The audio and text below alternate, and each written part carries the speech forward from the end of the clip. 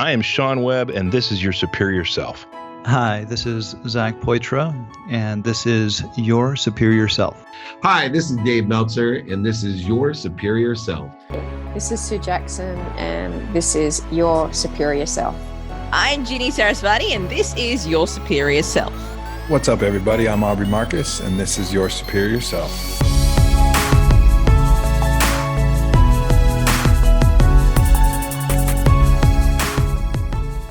What is up, Superior Nation? Welcome back to another episode of Your Superior Self. I'm Trey Downs, and I don't know why I'm moving so slow today.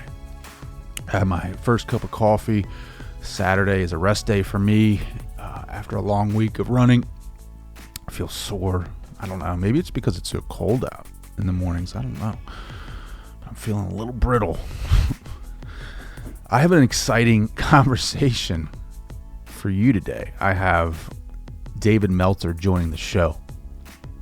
This is one of those episodes that's going to give you a lot of great content, like a lot of great value. For those who do not know who David Meltzer is, he's the co-founder of Sports Marketing and formerly served as the CEO of the renowned Leigh Steinberg Sports and Entertainment Agency, which was the inspiration for the movie Jerry Maguire. And his life's mission is to empower over 1 billion people to be happy. And he talks about that in the episode, how, you know, he has a list of things that you can do to implement in your life that can help you immediately start being more happy. And I think the most important topic that we talk about is, trying to make it, or try to go after your dreams. And I think the hardest part is just really, and I've talked about this in a couple of recent episodes with people, is like to gauge where you're at in your journey of trying to accomplish your dreams. And it's, as a father, it's crazy. We talk about this in the episode. We talk about how it's hard for us to gauge the growth of our children. Like, we're so close to it, we don't really see the growth until, like, we have to go and buy clothes for them, and it's like, oh my God, like, you just grew out of these shoes, or you grew out of this outfit so quickly. I mean, that's outside of that, when people see our children, we're like, they can't believe how much they've grown, but we're so close to them, we don't see that as parents. And I think that's pretty similar to our journeys in our lives, where we're so close to it, we don't even see it. We don't see our growth until we back away from it and kind of look at it and stand back and take in and appreciate the accomplishments that we've achieved. But even then, it can be frustrating because you don't really know where you're at or where you're headed or what to do next. But Dave, in this interview, brings out a lot of good points on how he kind of sets himself up on a daily basis to kind of gauge where he's at. And here's actually, I think this might be step one. Yeah, this is step one. This is what he does. But I believe every day you should make a practice of taking inventory of your values and not be, like you talked about the ego, don't be afraid to be a hypocrite. Because if you're a hypocrite, meaning your values change, that means you grew. That means you learned something. That means you're accelerating. That doesn't mean that you're a bad person because you used to think this and now you think that. That to me is a positive thing. So first practice is take inventory of your values. I really love that, because if you have a strong set of core values, that's what's going to keep driving you forward to continue doing the thing that it is that you love to do. It is something that's going to support you in your time of need and uncertainty. And Dave makes a lot of other great points in this interview, and I'm very excited for you to listen. But before we get into the interview, I just want to say you can follow me on all social media platforms. Instagram is tdowns80, and on Twitter at DownsTrey. I have a Facebook group going on. It is Your Superior Self, if you want to follow that or like that, and then kind of see behind the scenes about some of the things that I got going on with the show and future guests. You can also head over to yoursuperiorself.com and leave me a message. Let me know how you guys are making out in your journeys and pursuits of happiness or success or whatever it is that fires you up. I love hearing those stories and how you guys are making out. And yeah, I think this interview is going to help you guys out tremendously. And I think it's going to be a great inspiration for whatever it is that you guys are pursuing, and help build that motivation that you may need to get over that hump, or kind of pull you back out of that rut that you're in, that you may be experiencing just because of doubt or self-limiting beliefs. And I'm excited. So without further ado, here is my conversation with Dave Meltzer.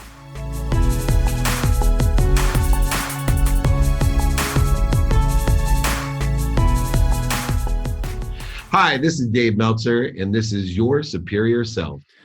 Dave, thank you for taking the time. I appreciate it. Oh my gosh, time is well worth it when spent with you, Trey. I certainly appreciate you taking the time. So something that really caught my eye when I was doing research for you to come on the show was you wanted to inspire 100 billion, or not 100 billion. I wish you were. I do. That sounds good to me too. 100 billion, 1 billion people to be happy.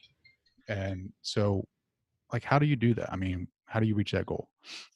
It's over 1 billion people. And so what I decided to do was to give free trainings every Friday to empower 1,000 people, to empower 1,000 people, to empower 1,000 people to be happy. So every Friday for the rest of my existence, I'm giving free training 11 a.m.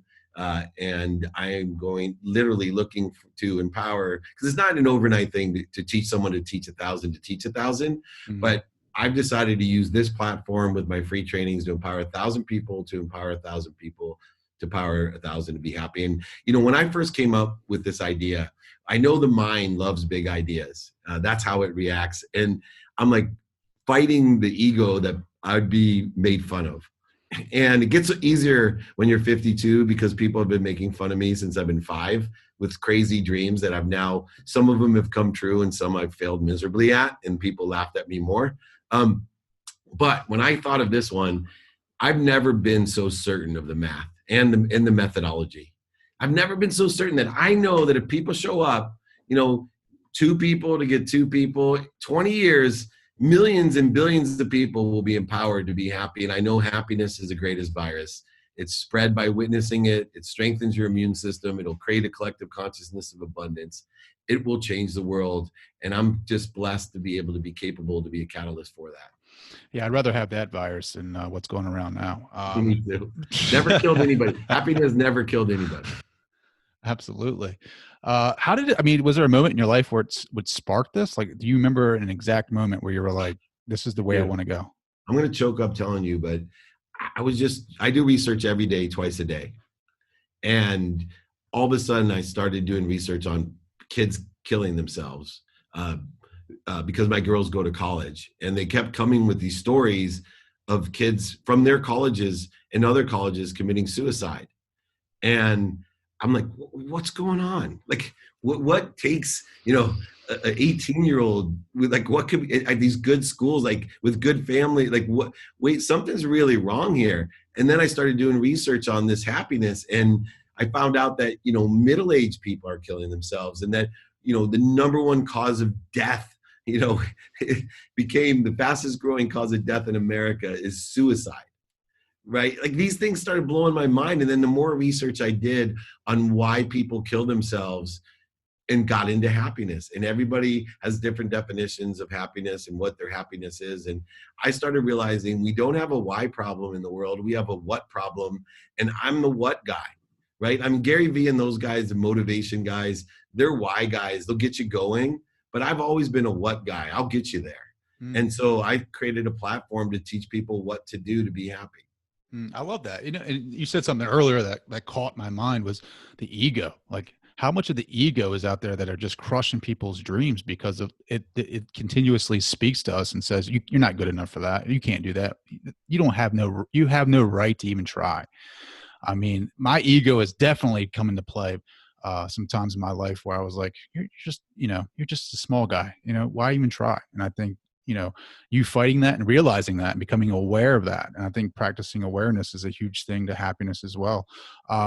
What are some habits that we could implement in our lives where we tap into that happiness, or we can create more in our lives?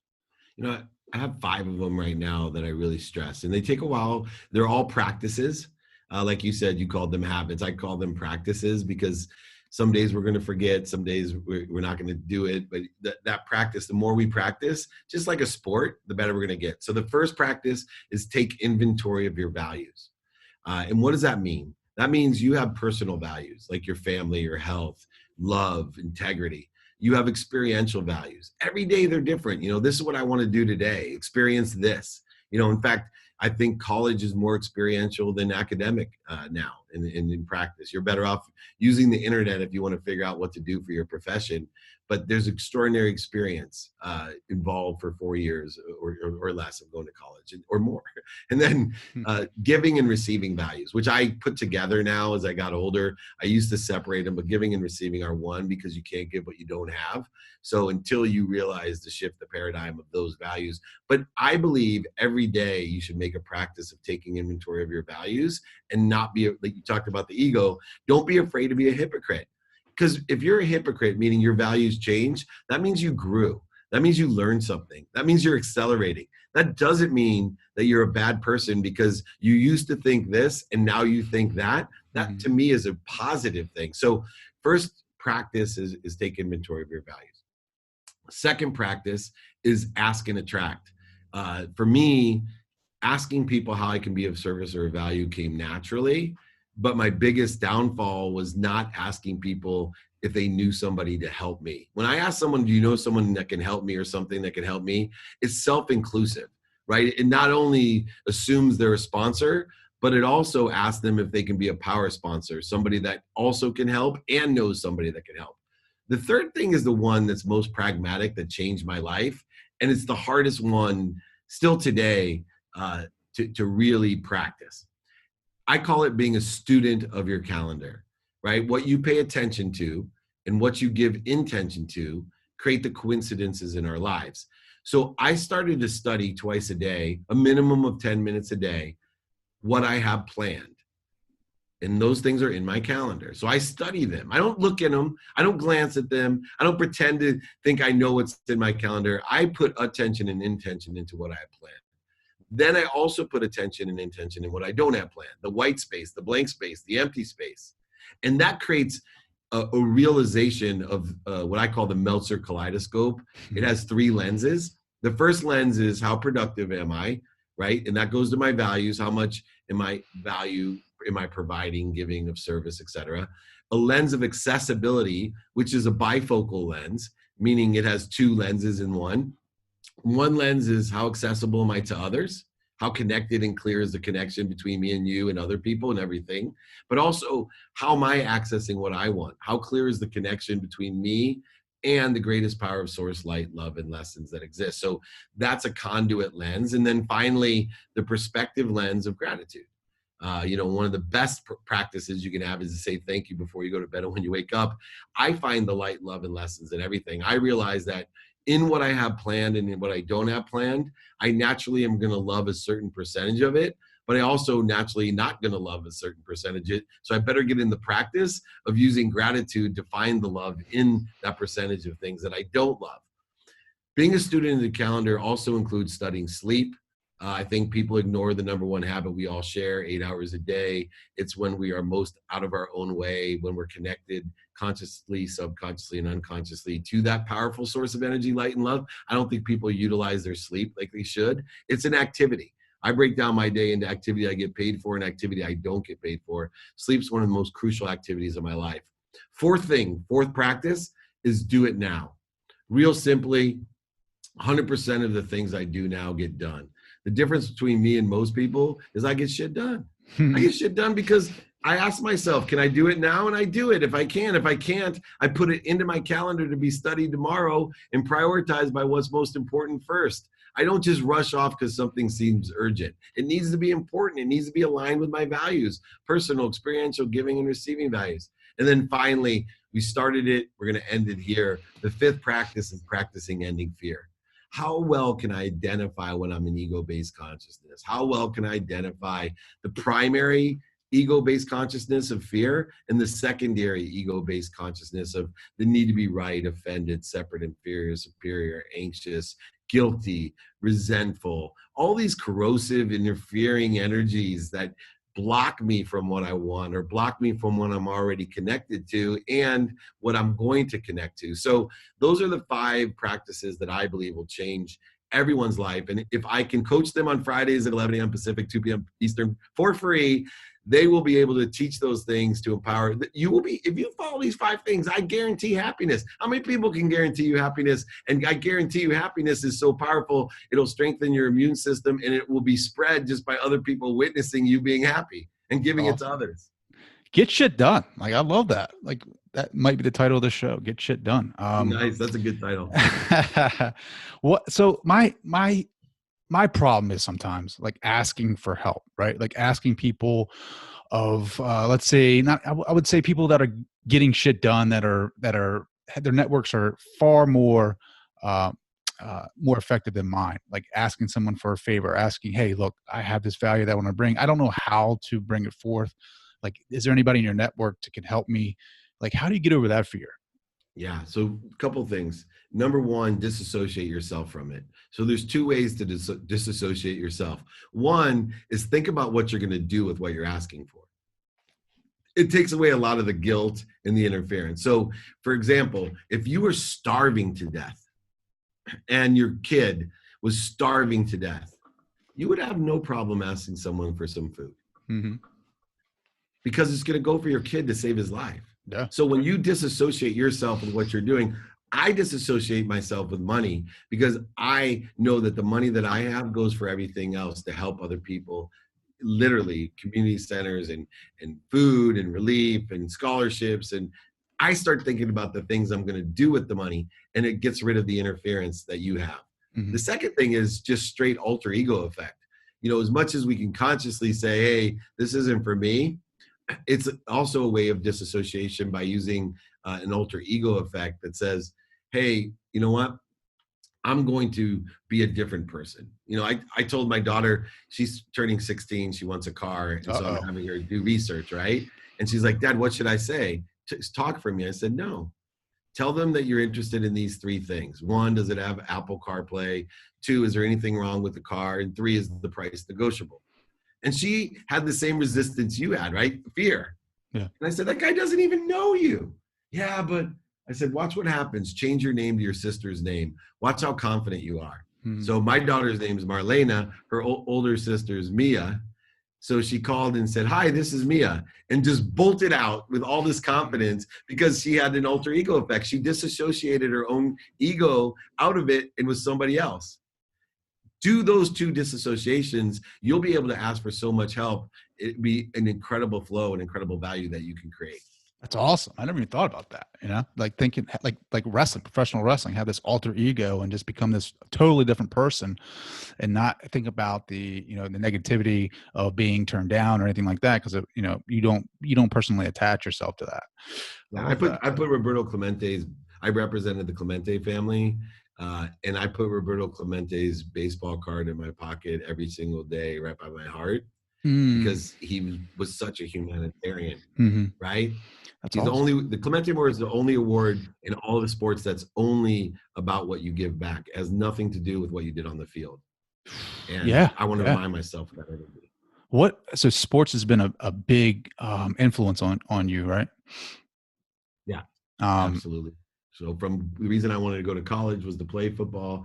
I wanted to be a professional athlete, to buy my mom a house and a car. And I ended up running the most notable sports agency in the world, to use sports as a vehicle to help other people. And then starting my own sports marketing company, 12 years ago or so, with Warren Moon, the Hall of Fame quarterback, to make money, help people, and have fun. That's amazing. That's such a success story. But I mean, there's been times in your life where you thought this wasn't, you didn't think you could. I'm sure there are times where you thought you couldn't pull it off. Almost my whole life. Yeah. But how do you talk yourself up in those moments? There are definitely moments in my life where I'm like, shit, man, like I can't do this. Like, you talked about disassociation, but there's gotta be something more deep in that, right? Yeah. So for me, once I started focusing on what gets you there, so once I started to focus in on, instead of the ends, instead of I want to be I'll be happy when I'm a professional football player. When I started saying I'm going to enjoy the consistent, every day, persistent, without quit pursuit of my potential as a football player or as a sports executive. Then that lends me to focus in on three things. One, my skills, right? If I'm only focusing on the pursuit of that potential in every day, persistently without quitting, then I'm focused strictly on what skills do I need, have, or want right now. Two, what knowledge do I have, need, or want right now? And then three, the common denominator between all fulfilled and successful people is the desire to must be what you can be, the desire to pursue your potential. And if you stay focused on those three things, you're going to get where you're supposed to get, not where you think you're supposed to get. Oh, I love that. You're going to, can you say that again? Yeah. So you're going to get where you're supposed to be, not where you think you're supposed to be. I love that, because you hear like The Rock say it all the time, right? Like he wanted to be an NFL player. The best thing that never happened to him was being an NFL player, because look at him now, right? Yeah, me too. Same best thing you. that never happened to me was, not to be successful in real estate, right? Because it saved my life and put me into sports. I don't think people, they don't think about that. They just, I want to be this. And they can't they can't get out of their way enough to realize that the universe is working for them and not against them. And everything that you put in motion for whatever your dream, how it first started out, is not going to end the same. It's like, like I said, the universe is going to work for you, not against you. I mean, how many times I've, thought to myself, like, shit, man, like I'm definitely not where I started, but I didn't see this coming. Right. And that's the whole saying, right? It's three worlds, I think, that people live in until they get the clarity of it. One is the world of not enough. So some people that live in the world of not enough, I had people when the whole COVID started, right? They live in a world of not enough. They're a victim, and they're rushing out buying toilet paper, guns, paper towels, water, going to self-defense courses. They live in a world of not enough. Right? That there's no way that you are going to be what you're supposed to be when you're only focusing on what you don't have. Then there's the world that you live in and I used to live in, just enough, right? You live in this world where you think you got the plan and everything's for you. You're an optimist, you're doing well, but there's just enough. There's so much more, right? There's the Elon Musk out there that you can't understand. And I'm going to speak for you because I know where you're at, Trey, right? You're looking at Elon Musk going, or Bezos going, how the heck? Like, who would ever think it? Like billions of, come on, wait a second. They live in a world of abundance, like Richard Branson. Right? I remember when I lived in the world of just enough, looking at Branson going, man, if I was Richard Branson, I would never do that. Why would he do, he already has all, but because I was living in a world of just enough. And in my mind, Richard Branson had enough. Yeah. He didn't live in the world of more than enough of everything for everyone, where you will be what you're supposed to be, right? You dream big enough and then allow it to happen and allow everything to come at the right way at the perfect time. You end up so much farther than anyone else. Yeah. I think my problem with a lot of people, and I'm just being transparent here, that's one of the things that I love about this show, is just being completely honest. Is like, how many times I've gotten up at 4 o'clock to go grind out, either working out or journaling or meditating, and then like having these speed bumps where it's like, geez, man, like not another one. It's like, you put in the work for 3 or 4 years and then it's like, you're not seeing the results, but you are the result, right? Like you just, your mindset, like you said, is you just can't see past the next hill, because it's like your mindset is not where it needs to be. And that's why I like your content so much, because it's like it put things in perspective for myself. We made a really good point. That's an interference to people getting what they want. And that's, you don't see the acceleration in growth. And the reason we don't, I always say, and you probably heard me, right? Your senses suck. Your eyes, your nose, your mouth, your taste, your ears, and your touch. They're not reliable. And then your memory is even less reliable. So when we're trying to distinguish growth and acceleration, improvement and progress, our minds are working in a cellular structure, a daily conscious memory of one day. And we can't remember exactly where we were in all the different millions of independent and dependent variables that we had during the day.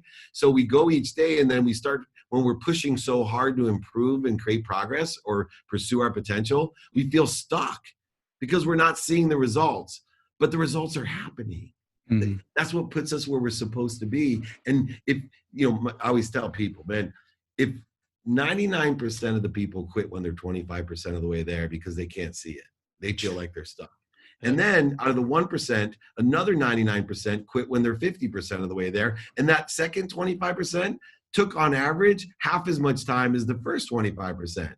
It's only the 1% of the 1% that are consistent and persistent in the pursuit of their potential and have faith that they're improving and growing because they're doing what they're supposed to be doing, putting the effort in, doing the 5 things that I teach you to do. And they end up in half as much time being 100% of the way there. Then half as much time, 200%, half as much time, 400%.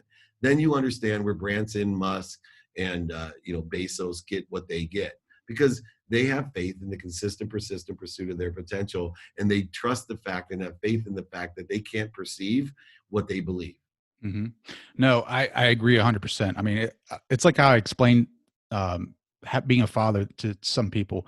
It's like you live with your kids every day, so you don't see the little differences, the little growth spurts and things like that. You see them developing, you see them grow. You don't. I mean, my dad's like, he'll come over. He lives in Delaware. I live in Baltimore.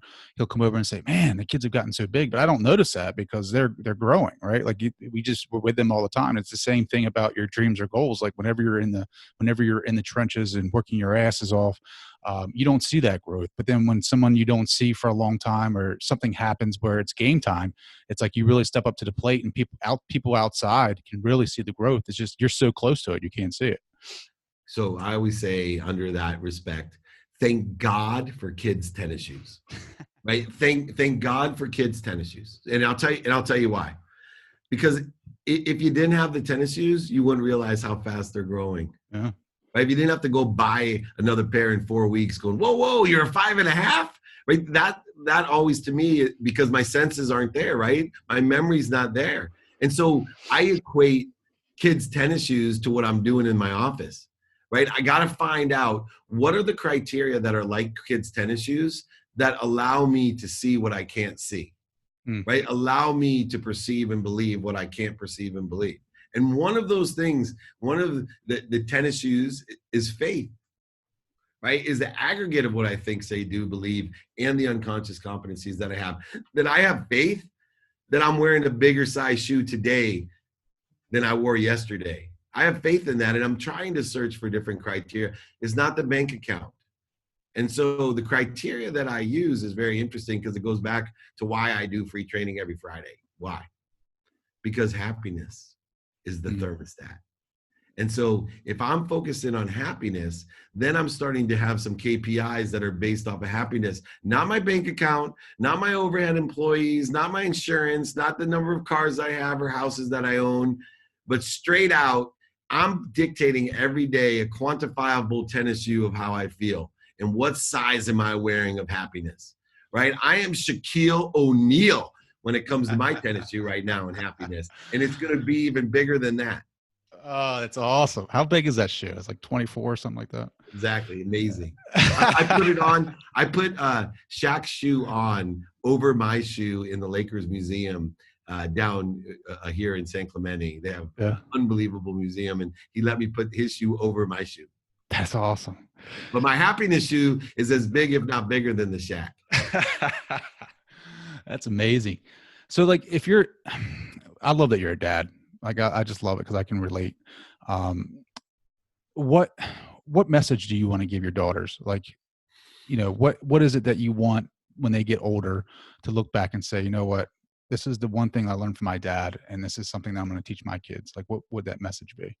4 things. I learned it because I get choked up just thinking about it. I learned it because I had a conversation with my mom one day because she was making me do all these things to prove my love to her, and I wasn't communicating effectively. My relationship had interference and corrosion to it. And everyone who knows me knows how much my mom means to me. And it was bothering me, right? Because I'm moving on with my own life and my own kids. So she gave me this advice, and it's the advice of what I want for my kids. Because I said, Mom, what do you want from me? She said, number 1, I want you to be healthy. So I want my kids to be healthy. I want them to make healthy decisions. 2, I want you to be happy. I want my kids to come to my Friday trainings at 11 a.m. and learn how to be happy. The 5 things, the basis of what I teach. I want them to be happy. 3, I want them to appreciate not only me, but everything. Meaning appreciate means to be grateful for it, but also means to add value. When your house appreciates, an investment appreciates, it adds value. So I want them to be grateful and add value to everything and everyone around them. And then finally, I want them to love everything and everyone the same as me. So if they can learn to be healthy, happy, appreciate, and love, I've done all 3 daughters and my son, who's 10, all of them. I've passed the legacy, and those are the 4 legacies that I would love to teach, on my free trainings to everyone, 1,000 to teach 1,000. And so you take those 4 things, you add in the 5 things after that, and then I got another 10 little steps to get to those 5 things. I'm a think and grow rich pragmatist when it comes to the most, theoretical and faith-driven life. I'm like a mathematician of technology of how to live a faithful life. That's awesome, man. Just don't make it Common Core. I've been doing that all for the past 8 weeks. I can't do it.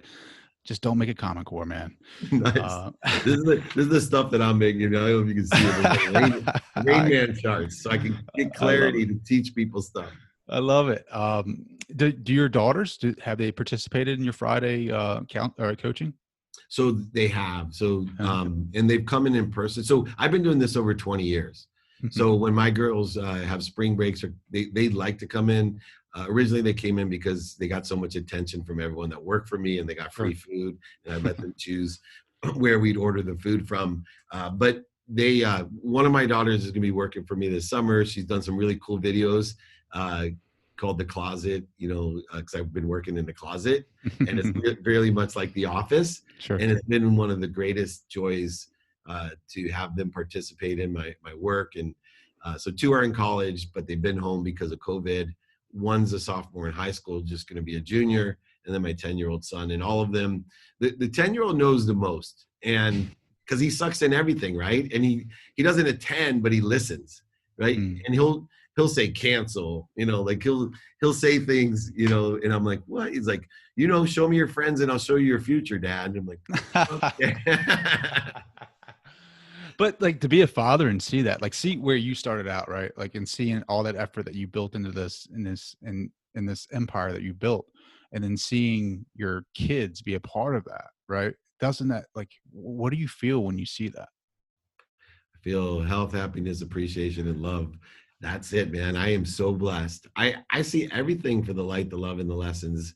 Look, my kids aren't perfect. I got 3 teenage daughters, right? And if your daughters start talking about dating and they drive cars, and we talked about that earlier, right? It's put it this way: out of all the saints that you've ever heard of in history, none of them had 4 kids, let alone 3 daughters. And I promise you, if they had to travel across country with 4 kids, by the time they made it to Maine from San Diego, they wouldn't be saints anymore. That's so funny. You want to polish your soul, have 4 kids. Damn right. Dave, how can people reach out and find out more about you?